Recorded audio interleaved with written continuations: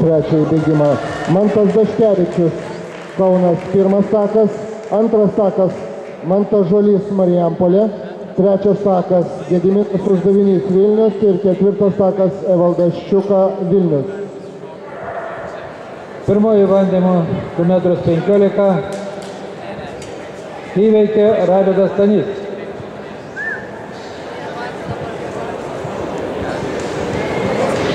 Na, o Lietuvos šuolio į aukštį uždarų patalpų rekordas yra 2,27 m.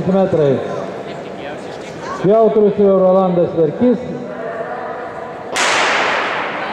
kuris 2,27 m peršoko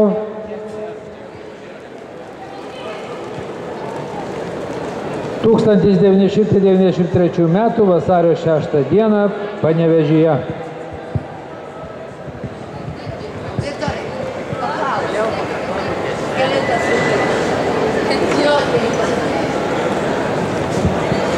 Gediminas Uždavinys iš Vilniaus pirmasis pradeda antrąjį ratą.